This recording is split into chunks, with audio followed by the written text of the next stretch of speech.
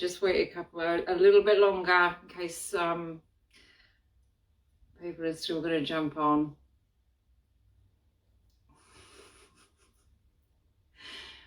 So this is my first hosting of Insta Live. Hi, Lisa. Hey, Mel. Oh my God, it's so... Can you tell I'm a novice? God. Yeah, I'm a bit nervous because, like, I've been a guest, but I've never actually hosted one. So anyway, first time for everything. You've got to throw yourself in the deep end. Anyway, so I'll cut to the chase. Lovely to see everybody, and thank you for anyone who is watching. So I've been teasing you. Hi, Bob. Hi. Hi, Mel. So I've been teasing you all about a big announcement, and I just want to give you, which I will get to in a minute, but I just want to give a little bit of background as to how, before I let you know what that is. And as some of you may know, I'm Faye, I'm the founder of Untoxicated. I started it in 2018 and we became a charity at the beginning of this year.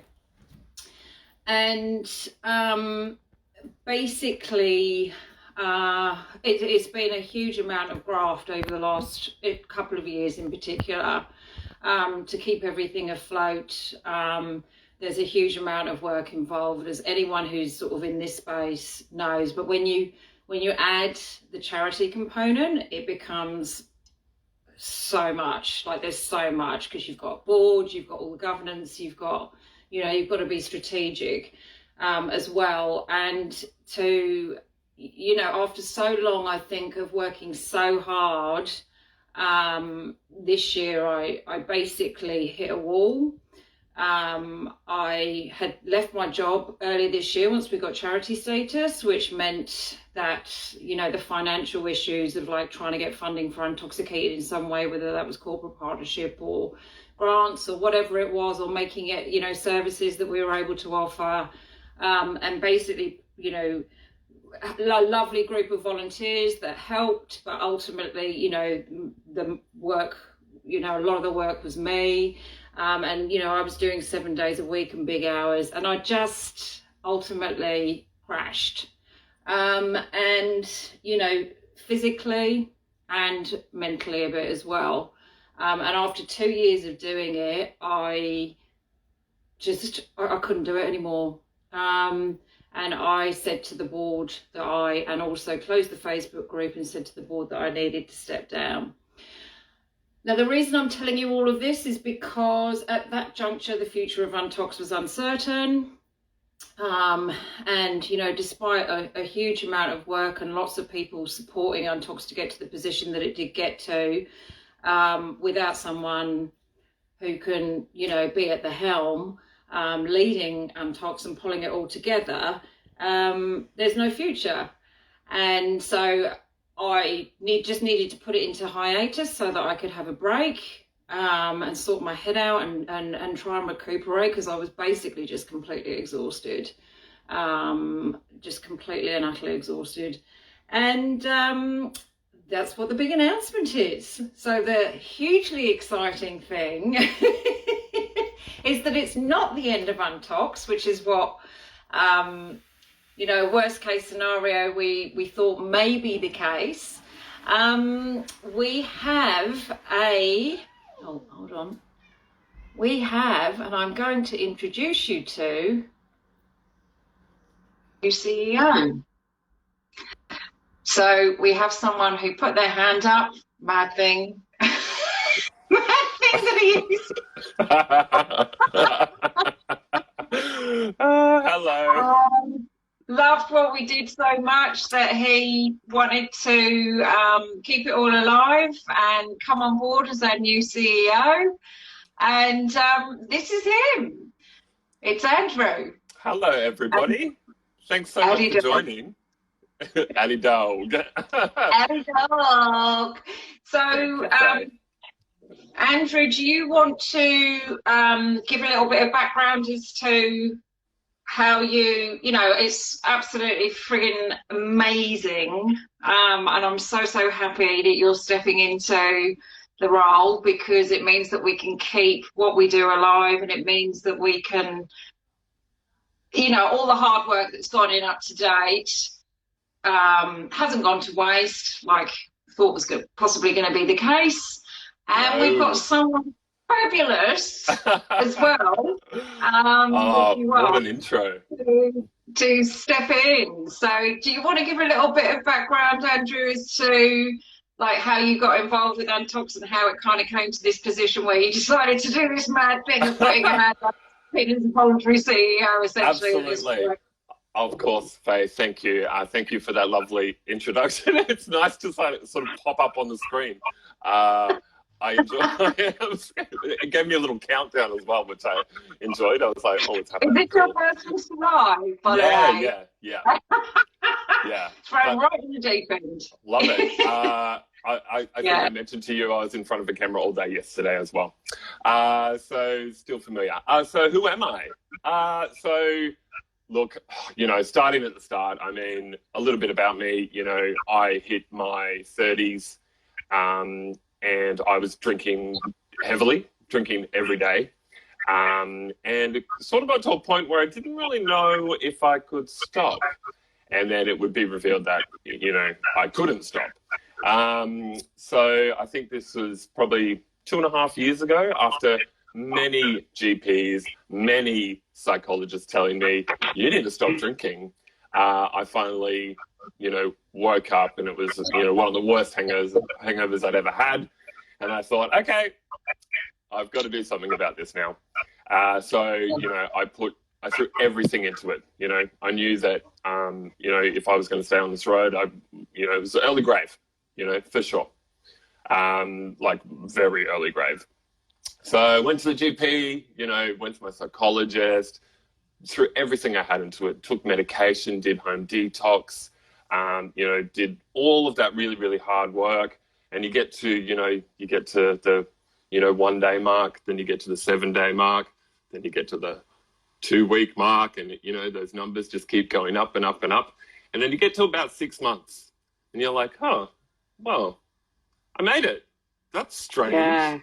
That's a really strange experience.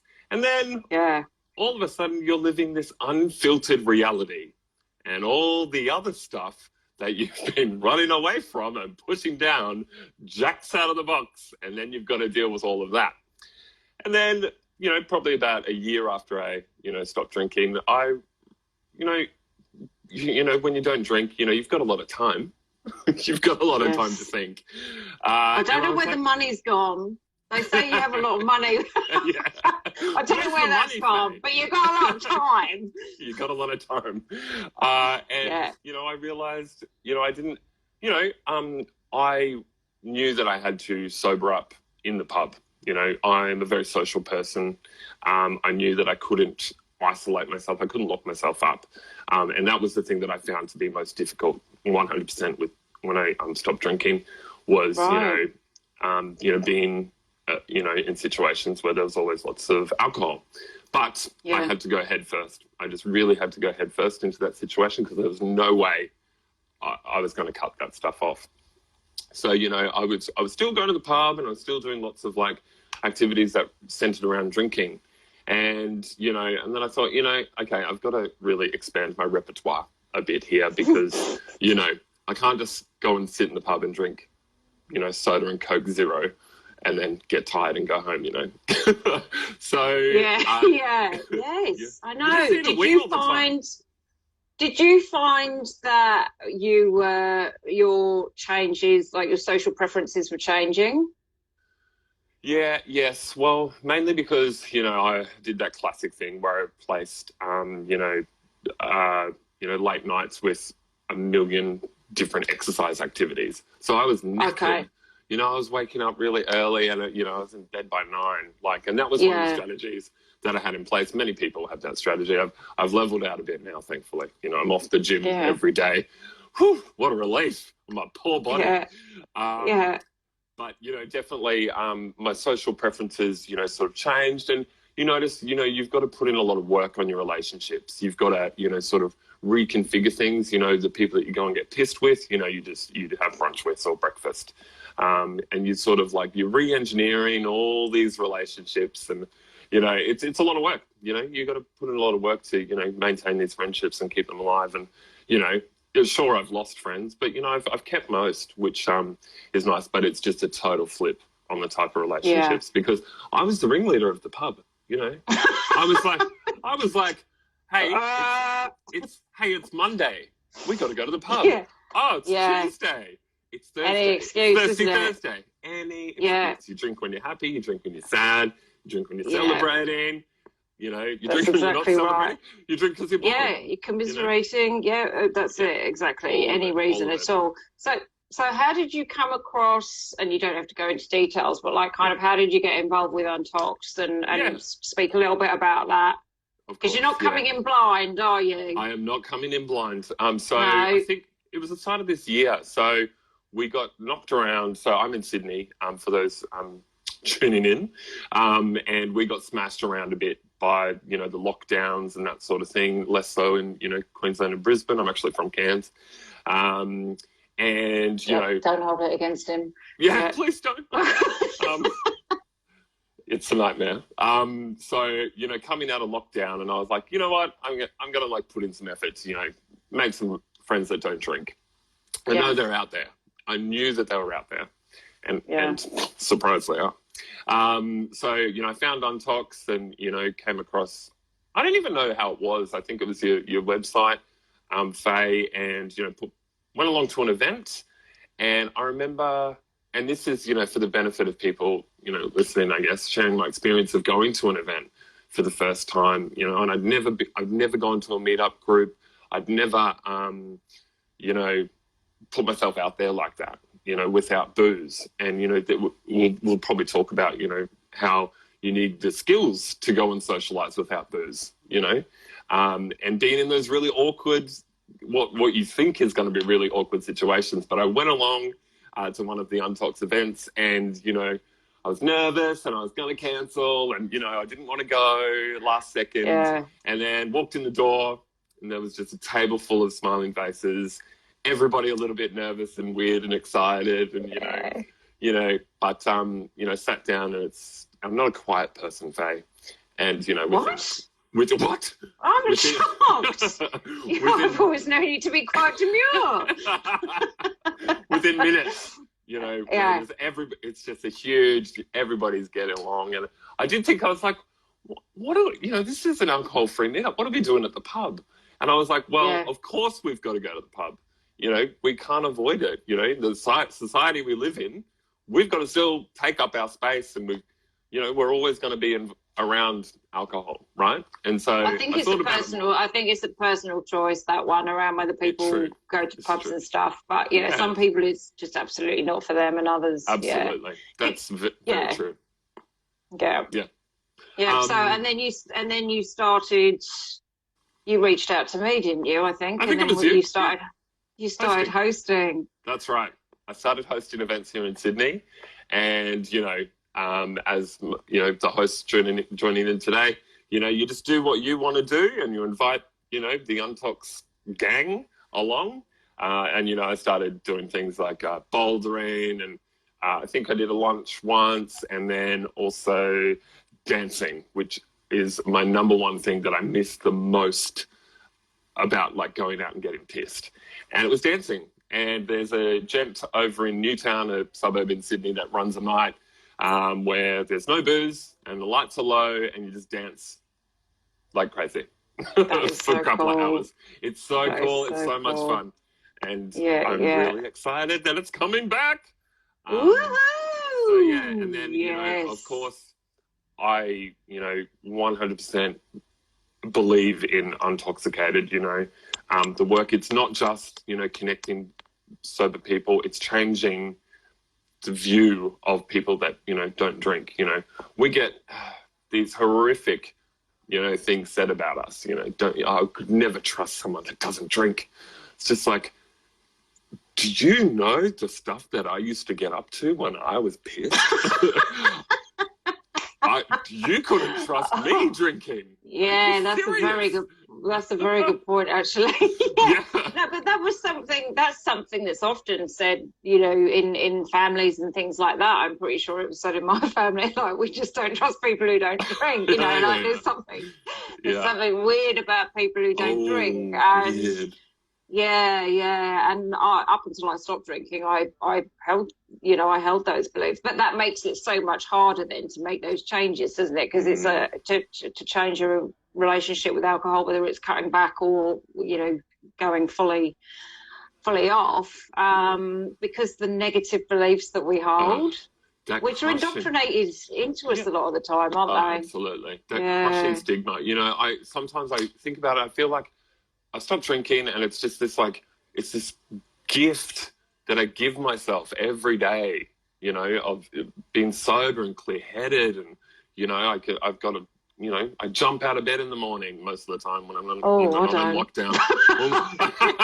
I think in my 4 years of sobriety, I don't think I've ever jumped out of bed in the morning. But, you know, apparently they say that people do. I'm still waiting for that one. So, fingers crossed. You know, so we kind of hit it off straight away, didn't we? We got on well straight away because we've got a similar debaucherous kind of sense of humour and mischief, and So what you know, when you sort of approached me and said, look, you know, what's going on with it, and you know, sort of throwing a hat in the ring, because at that juncture everything was just on pause, and it was like, I don't know, I just need to, you know, at this point I'm just trying to recoup some energy and replenish, and just have some time out from it all, because, you know, it'd been a bit intense, as burnouts usually are. And so kind of what was it that prompted you to kind of do that? Why did you want to take up the baton? You know, I mean, I've already said, I believe in Untoxicated, you know, the connections that you know, the benefits that it's brought me personally. You know, where do I even start? You know, I've made friends. I've built confidence. I can, you know, comfortably dance, you know, like a maniac without booze, you know. And that was kind of the final frontier for me. I was just like, because you feel really, I felt really embarrassed. No, the final frontier is karaoke. I'm sorry. Okay. The final frontier is come back to me when you've done the karaoke. Okay, fair. No. I actually haven't done that yet. That's fair. But it is, You know, the work, you know, we know that the community, you know, the people that are already involved in Untoxicated, you know, love it. They love coming to events and being involved. And, you know, the momentum needs to keep going. You know, the momentum that you've built is incredible, and it needs to keep going. Absolutely. Thank you. And I really appreciate the fact that you've stepped up to, you know, take over this. And I will still be on the board, and I will still be involved. So it's not a complete goodbye from me at all. And I will still do some of the various pieces of work that sort of happen as part of Untoxicated. But, you know, the fantastic news is that, it's in the hands of someone fabulous now, and we live on. And also, I think, you know, like we've had a hiatus in Sydney and Melbourne, which, you know, Sydney and Melbourne probably didn't really notice any difference because you guys were in lockdown anyway. But in Brisbane, events have been on pause.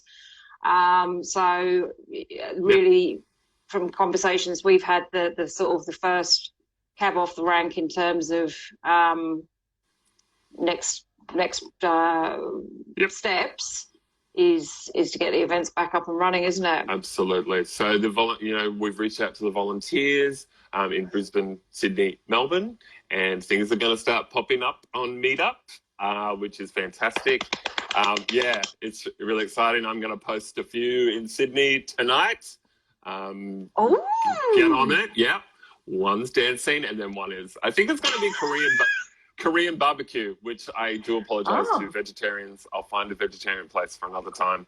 Korean you can't please everyone. It's my favourite. Korean barbecue, you cook your own, You cook your own food, which people also don't like, but it's really fun. And it's really good when you're not drinking because you've got something to do. The ones where you've got the plate in the middle. Oh, I love that. Yeah, it's really cool. Yeah, fabulous. Yeah. So Andrew, what would you, like in say a year, 2 years time, do you have a vision of what you would like things to look like for Untox? Yeah, well, you've touched on it already. We've got to get money through the door. And so, what I intend on doing is, exploring those partnerships. Who's going to give us money? Someone, please. Someone's going to give us money. Look, I don't know if it's, I worry that it's going to be some sort of fundraising thing where I do something ridiculous. But look. And by worry, he means please send suggestions in because he's up for it. Yeah.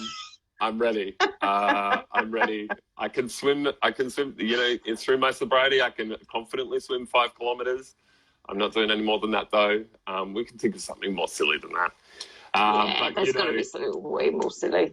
Yeah. So, looking at all those things because, we've got to, get some money through the door so we can continue this good work. It's not just about, organising events. It's that piece on changing the way that we socialise and that we can do it without booze.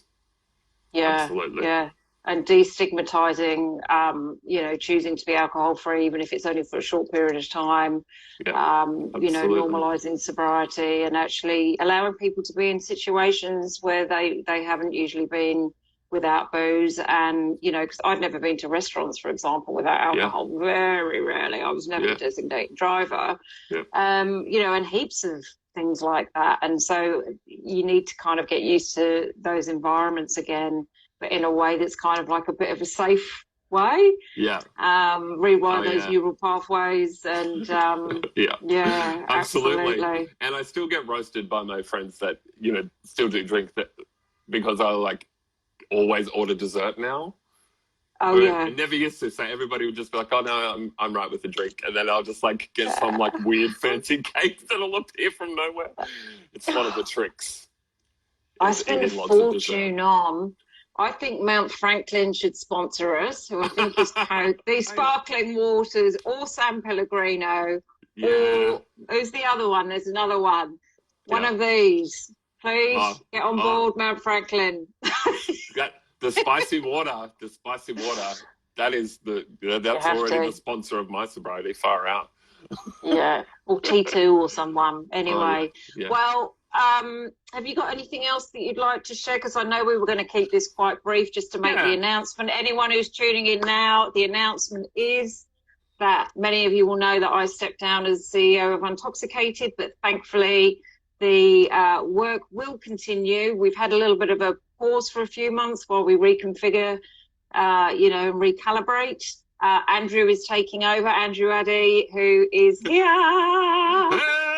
is taking over as the new CEO of Untoxicated, and I will remain on the board and support him along the way. So, it's really exciting. How does it feel to be a CEO? I mean, with no funding, but still an unpaid CEO, but you're still a CEO. Yeah, I should just put my PayPal account in there. Oh no, good. It's exciting, it's really exciting. This was, I was talking to, my day job boss, and I said, in 10 years, I want to be running a not-for-profit. And, this is what happens when you don't drink. You achieve your goals in 6 months. How cool. That's so cool. So cool. Loving it. Yeah. Fantastic. Well, it's, absolutely amazing to have you on board. You've got a lot of energy and you've got a lot of understanding of the space, and you've got you're a great relationship builder. You're quite funny. I wouldn't say you're as funny as me, but you're quite funny. I'd give you about a 6 out of 10. Rude. But, but I think anyone watching this will be able to, get the gauge that you're going to bring a lot of energy and passion and playfulness into the role. So we Always are playfulness. really stoked to have you. So I'll just have a quick look here because I think there was maybe a comment. Let me have a look. If anyone's got any questions for Andrew, please do chuck them in the box. Lana said, so excited for the Untox story to continue. Faye, so proud of you. The effort and care you put in has been incredible. You are enjoying it. Oh, lovely. Welcome and congrats, Andrew. Oh, thank you. Nice. She's lovely. Lana helped write some of our she volunteered for us and helped us out with some work, so that's great. Oh, Brunswick Aces, looking forward to doing some events in Melbourne at the bar with you. Yes, yeah, we got our eyes on you, Brunswick Aces. Melbourne's going to be Jay Mintz said congrats, Addie. I'm guessing he's a mate of yours. Yeah, thanks, Jaden. Fellow rat bag, no doubt. Oh yeah, absolutely. Oh, great. Fantastic. Any parting words before we head off, or let's do this. Let's get intoxicated. Intoxicated is go. We're back, guys. Yeah, so very exciting. Untox Mark 2. Yes. Oh, all right. Well, have a lovely evening, everybody, and thanks so much for joining us. And thank you, Andrew, again for stepping into the role. And we're really, really excited to see what the future brings. It's good to be here. Thank you so much, Faye, and thanks for tuning in, everybody. You'll hear from us soon. You will. We'll find you and we'll want you down. And we're going to invite you to an intoxicated event. Yeah.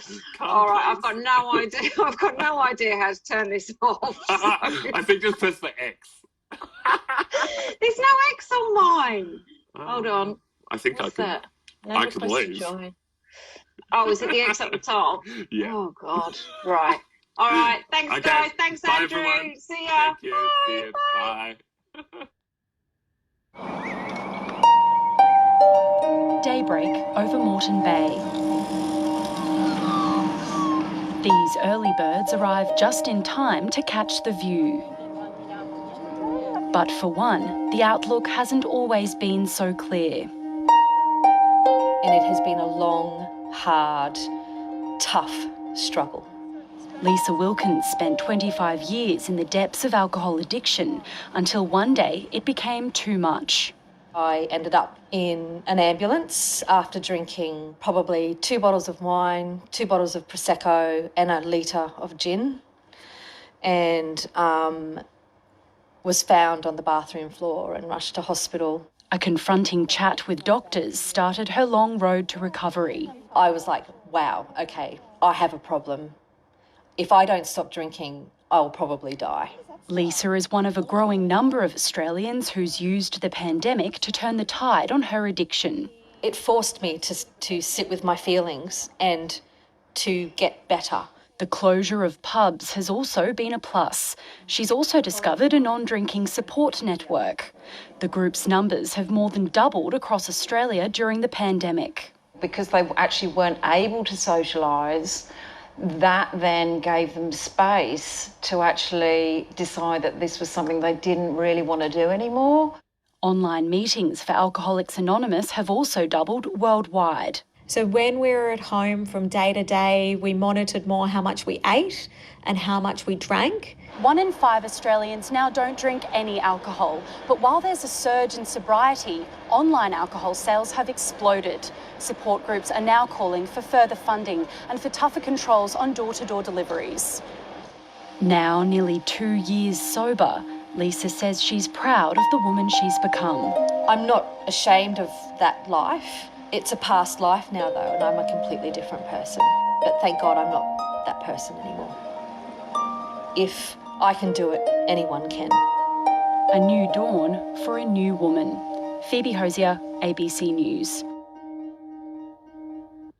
One way many of us unwind is by having a glass of something. But for some, a glass is turning into a bottle. A group of Queensland mums claims a boozy social media culture is fueling bad habits, and now they're making a stand. It's a boozy mum culture. We've seen it plastered in hit Hollywood movies. I start my day with 6 of these. Online, the narrative is also taking hold. Mummy memes depicting women guzzling alcohol in giant glasses.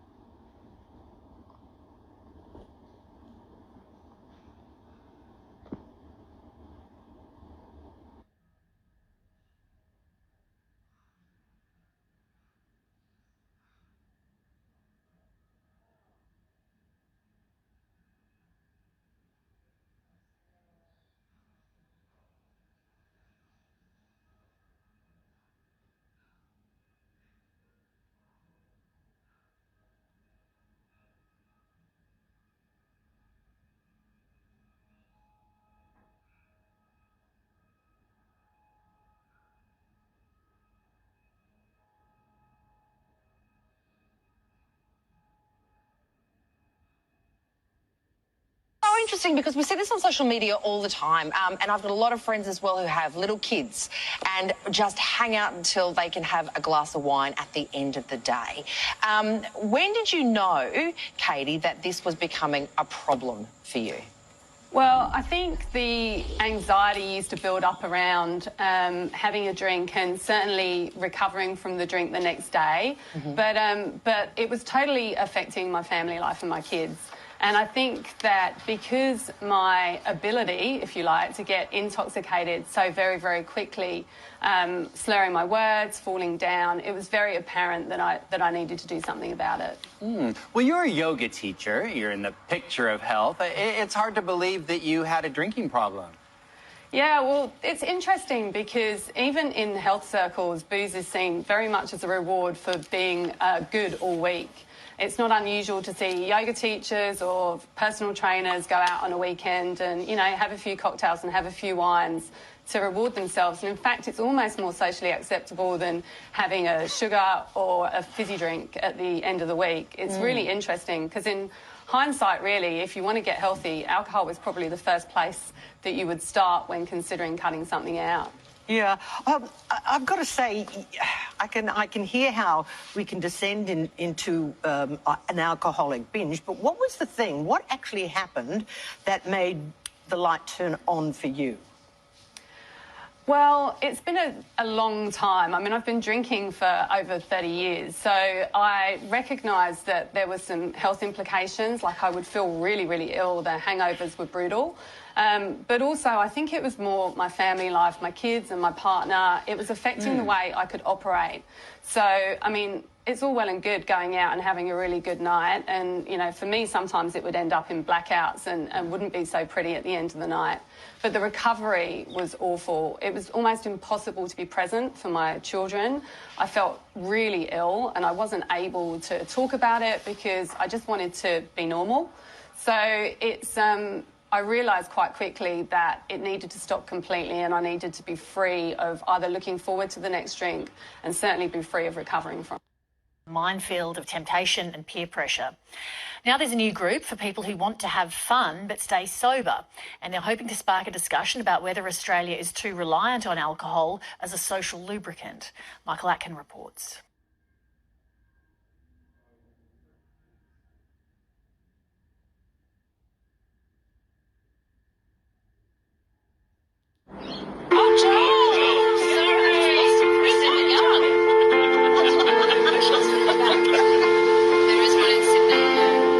I started drinking probably when I was about 15. I've got alcoholism on both sides of my family, so heavy drinking was the norm for me. The quick way to access stress relief is to open a bottle of wine when you get home, and then before you know it, the whole bottle's gone. But at the end, I was knocking off a lot more than that.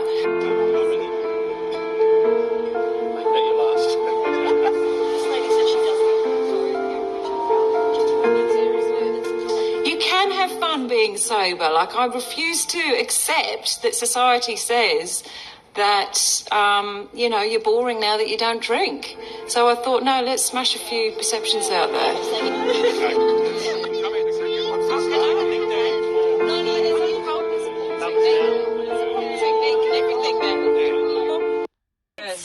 Because we see this on social media all the time, and I've got a lot of friends as well who have little kids and just hang out until they can have a glass of wine at the end of the day. When did you know, Katie, that this was becoming a problem for you? Well, I think the anxiety used to build up around having a drink and certainly recovering from the drink the next day. But it was totally affecting my family life and my kids. And I think that because my ability, if you like, to get intoxicated so very, very quickly, slurring my words, falling down, it was very apparent that I needed to do something about it. Well, you're a yoga teacher. You're in the picture of health. It's hard to believe that you had a drinking problem. Yeah, well, it's interesting because even in health circles, booze is seen very much as a reward for being good all week. It's not unusual to see yoga teachers or personal trainers